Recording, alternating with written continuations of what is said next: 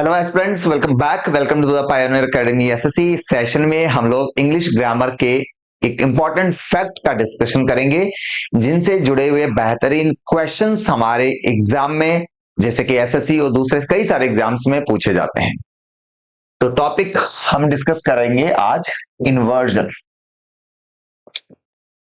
तो इन्वर्जन होता क्या है? जैसा कि हम बार बार हम लोग ये चीज डिस्कस कर चुके हैं कि किसी भी सेंटेंस में हेल्पिंग वर्ब को सब्जेक्ट से पहले रखना, हेल्पिंग वर्ब को सब्जेक्ट से पहले रखना, इस प्रोसेस को हम लोग इन्वर्जन कहते हैं। किसी भी वर्ब में, किसी भी सेंटेंस में हेल्पिंग वर्ब को सब्जेक्ट से पहले रखने की प्रोसेस को इन्वर्जन कहते हैं। इन्वर्जन का मीनिंग होता है putting the verb before it's subject. ठीक है, तो जो एक सेंटेंस का एक बेसिक स्ट्रक्चर होता है कि सेंटेंस में सब्जेक्ट होगा, सब्जेक्ट के बाद वर्ब आएगी और वर्ब के बाद उसका ऑब्जेक्ट आएगा। जनरली ये एक स्ट्रक्चर होता है, जनरल स्ट्रक्चर होता है, सिंपल स्ट्रक्चर है। जब किसी भी सेंटेंस में उस सब्जेक्ट से पहले हमने हेल्पिंग वर्ब रख दी, तो ये हेल्पिंग वर्ब को सब्जेक्ट से पहले रखने की जो प्रोसेस है, इसको हम लोग इन्वर्जन कहते हैं। ठीक है, तो ये इन्वर्टेड स्ट्रक्चर है, ये इन्वर्ट स्ट्रक्चर है। इन्वर्ट स्ट्रक्चर का मीनिंग हुआ कि जिसमें हेल्पिंग वर्ब सब्जेक्ट से पहले आ रखी है। तो ऐसा इंट्रोगेटिव सेंटेंसेस के अलावा कहां कहां होता है, वो हमें ध्यान रखने की जरूरत है। तो इसका सबसे जो इंपॉर्टेंट यूज है वो है, देखो, जैसे कि एक मैं सेंटेंस आपके सामने लिखूंगा, no sooner he had reached Rome than he was kidnapped. ठीक है, अब इस सेंटेंस को समझने की कोशिश करो। सेंटेंस कह रहा है कि no sooner he had reached Rome, वो रोम पहुंचा ही नहीं था कि उसको किडनैप कर लिया गया। सेंटेंस जो है वो ग्रामेटिकली इनकरेक्ट है, रॉन्ग है। अब यहां पर देखो कि जो सेंटेंस है, इस सेंटेंस की शुरुआत में नो सूनर आ चुका है, जो कि एक नेगेटिव वर्ड है। ये क्या है? एक नेगेटिव वर्ड है, नेगेटिव एक्सप्रेशन है।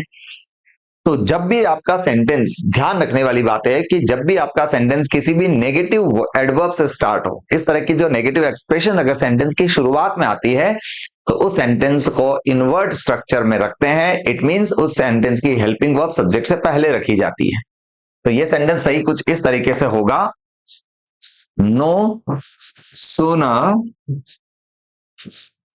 Had he reached Rome then he was kidnapped। ठीक है, no sooner had he reached Rome, वो रोम पहुंचा ही नहीं था कि ही वॉज किडनैप्ड, उसको किडनैप कर लिया गया। तो अब इस सेंटेंस में देखो, आपने क्या किया, ये जो आपका सब्जेक्ट है, इस सब्जेक्ट से पहले आपने हेल्पिंग वर्ब रख दी, जबकि यहां पर देखो सब्जेक्ट के बाद हेल्पिंग वर्ब आ रखी है। तो ये आपका सेंटेंस सही है। किसी भी सेंटेंस में नेगेटिव एक्सप्रेशन से सेंटेंस की बिगिनिंग होने पर उस सेंटेंस को इन्वर्ट स्ट्रक्चर में रखना है। तो ऐसा और कहां कहां होता है?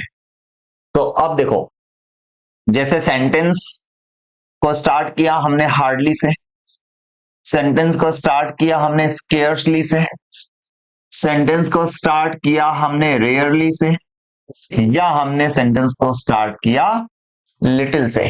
तो ये सारे के सारे जो है एक्सप्रेशन, ये नेगेटिव एक्सप्रेशन है। ठीक है, ये नेगेटिव एक्सप्रेशन है। और जब भी नेगेटिव एक्सप्रेशन से सेंटेंस की बिगिनिंग होगी, तो सेंटेंस में हेल्पिंग वर्ब सब्जेक्ट से पहले रखी जाएगी।